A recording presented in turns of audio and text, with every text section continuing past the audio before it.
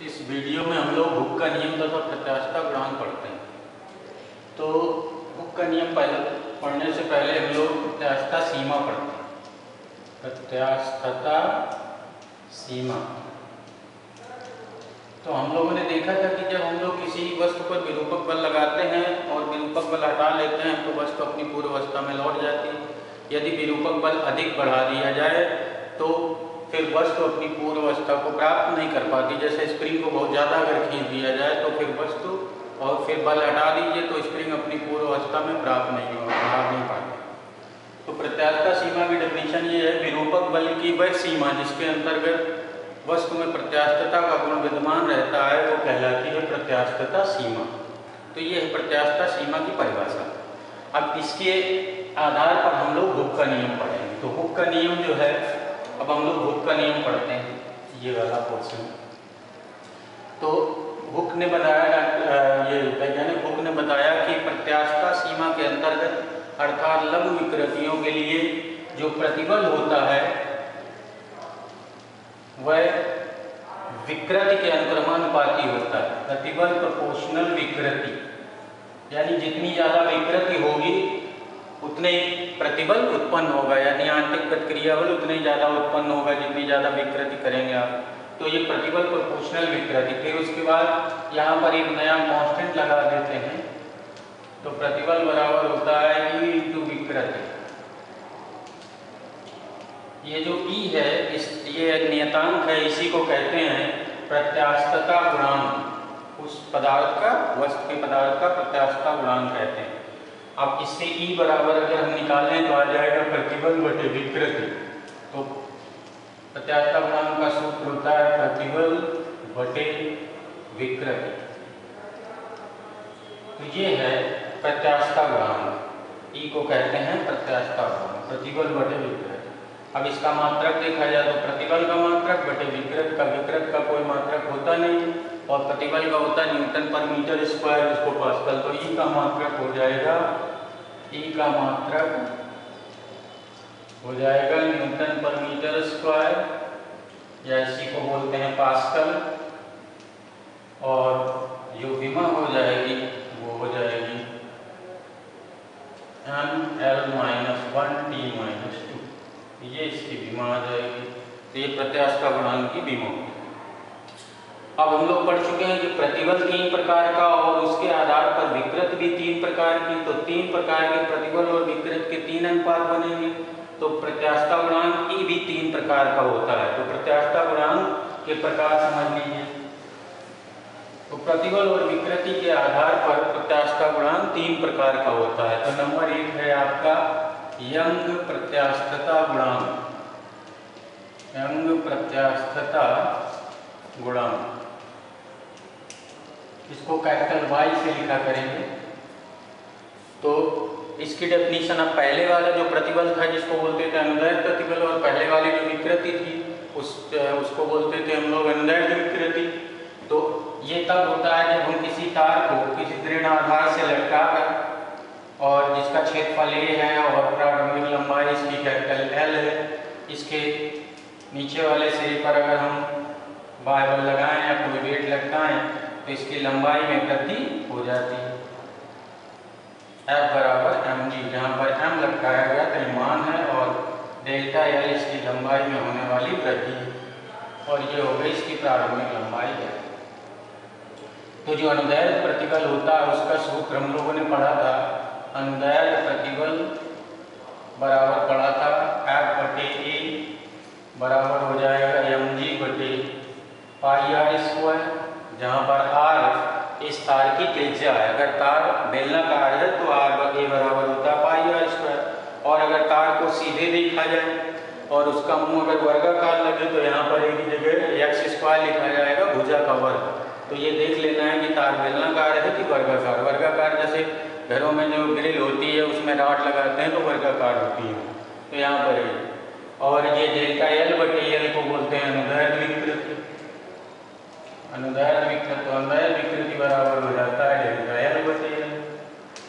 अब इन्हीं दोनों का जो अनुपात होता है उसको कहते हैं यंग प्रत्यास्थता गुणांक, और प्रत्यास्थता सीमा लागू रहती है, हुक का नियम लागू होता है वहाँ पर। तो बोल देंगे कि लघु विकृतियों के लिए अर्थात प्रत्यास्थता सीमा के भीतर अनुदैर्ध्य प्रतिबल और अनुदैर्ध्य विकृति के अनुपात को यंग प्रत्यास्थता गुणांक y कहते हैं। तो y बराबर हो जाएगा अनुदैर्ध्य प्रतिबल बटे अनुदैर्ध्य विकृति, और इसका मान रख देंगे तो y बराबर आ जाएगा f बटे की जगह mg बटे पाई आर स्क्वायर, और विकृति की जगह हो जाएगा डेल्टा एल बटे एल, तो डेल्टा एल नीचे रहेगा और एल ऊपर आ जाएगा। तो ये है यंग प्रत्यास्थता गुणांक का फार्मूला, mgl बटे पाई आर स्क्वायर मात्रक हो जाएगा न्यूटन पर मीटर स्क्वायर, जिसको पास्कल कहते हैं, और विमा हो जाएगी इसकी ml-1t-2, तो ये कहलाती है इसकी विमा। तो ये हो गया यंग प्रत्यास्थता गुणांक। अब दूसरा वाला हम लोग पढ़ते हैं। तो ये यंग प्रत्यास्थता गुणांक के बारे में हो गया। अब हम लोग पढ़ते हैं दूसरा, आयतन या आयतनात्मक प्रत्यास्थता गुणांक। आयतन या आयतनात्मक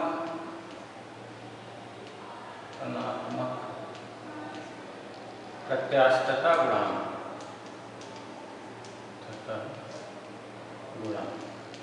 तो ये आयतन से रिलेटेड होगा। जैसे वही जो बनाया गया था, एक रबर की बॉल है, इसका आयतन प्रारंभिक b है और इसका पृष्ठ क्षेत्रफल ये पूरा a है।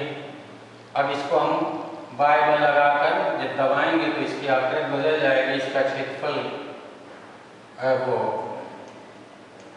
आयतन घट जाएगा। तो बल F लगाया गया तो आयतन मान लीजिए इसका v माइनस डेल्टा v हो जाता। तो इसमें जो F बटे a था उसको बोलते हैं अभिलंब प्रतिबल।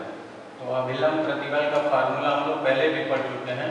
अभिलंब प्रतिबल बराबर हो जाएगा F बटे a, जिसको P कहा गया था, ढाल में परिवर्तन, और आयतन विकृति जो होगी उसको कहेंगे, आयतन विकृति का मतलब हो गया डेल्टा v बटे v। अब जो डेफिनेशन बनेगी आयतन प्रत्यास्थता गुणांक का, फिर से वही बोलेंगे कि लघु विकृतियों के अंतर्गत अर्थात प्रत्यास्थता सीमा के भीतर अभिलंब प्रतिबल और आयतन विकृति के अनुपात को आयतन या आयतनात्मक प्रत्यास्थता गुणांक b कहते हैं। तो b बराबर हो जाएगा अभिलंब प्रतिबल बटे आयतन विकृति। तो ये आ जाएगा, मान रख देंगे तो b बराबर आ जाएगा अभिलंब प्रतिबल यानी p और बटे आयतन विकृति यानी डेल्टा v बटे v। तो ये फार्मूला आ जाता है, मात्रक वही बनेगा न्यूटन पर मीटर स्क्वायर और विमा वही बनेगी ml-1t-2। तो ये विमा निकल आती है। तो ये है दूसरे प्रकार का प्रत्यास्थता गुणांक, इसको आयतन प्रत्यास्थता गुणांक कहते हैं। अब हम लोग आते हैं तीसरे प्रकार के आयतन प्रत्यास्थता गुणांक में, जिसका नाम है दृढ़ता गुणांक। तो तीसरा जो प्रत्यास्थता गुणांक है उसका नाम है दृढ़ता गुणांक, और इसको हम लोग ईटा से लिखते हैं, ईटा बोला जाता है, ईटा। तो ईटा आप देखिए, तो तीसरे प्रकार का जो प्रतिबल था उसको बोलते थे स्पर्शरेखी प्रतिबल या अपरूपक प्रतिबल। तो उसमें होता क्या था, अगर हम किसी घनाभ के आकार की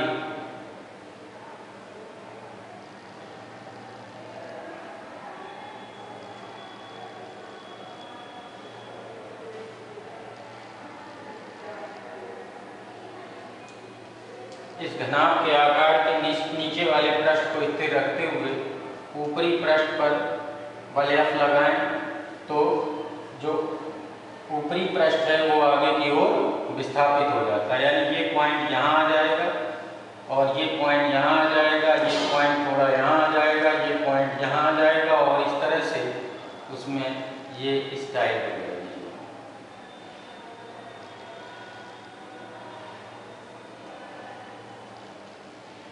ये तो इसको बल की दिशा में ये जो विस्थापन होता है उसको x कहते हैं। यहाँ से यहाँ तक x हो जाएगा, और ये जो इसकी इस वाले पृष्ठ की स्थिर पृष्ठ से नीचे वाले पृष्ठ से जो दूरी होगी उसको हम लोग कैपिटल L से लिख सकते हैं। तो यहाँ जो ये थीटा कोण होता है तो थीटा बराबर हो जाता है tan थीटा और बराबर x बटे L, यानी ये जो विस्थापन है x और बटे स्थिर पृष्ठ से दूरी तो x बटे L, इसको बोलते हैं अपरूपण विकृति। तो ये अपरूपण विकृति हो गई, हालांकि पहले पढ़ चुके हो अपरूपण विकृति, तो ये अपरूपण विकृति हो गई। और अगर ऊपर वाले पृष्ठ का क्षेत्रफल कैपिटल A है तो F बटे A को बोलते हैं अपरूपक प्रतिबल, अपरूपक प्रतिबल। तो F बटे A ये हो जाएगा। अब फिर से वही परिभाषा बन जाएगी, लघु विकृतियों के अंतर्गत अपरूपण प्रतिबल, अपरूपक प्रतिबल और अपरूपण विकृति के अनुपात को पदार्थ का दृढ़ता गुणांक ईटा कहते हैं। तो ईटा बराबर हो जाता है अपरूपक प्रतिबल, जिसका स्पर्श रेखीय प्रतिबल भी नाम है। तो अपरूपक प्रतिबल हो जाएगा यहाँ पर, और यहाँ पर हो जाएगा अपरूपण विकृति, अपरूपण विकृति।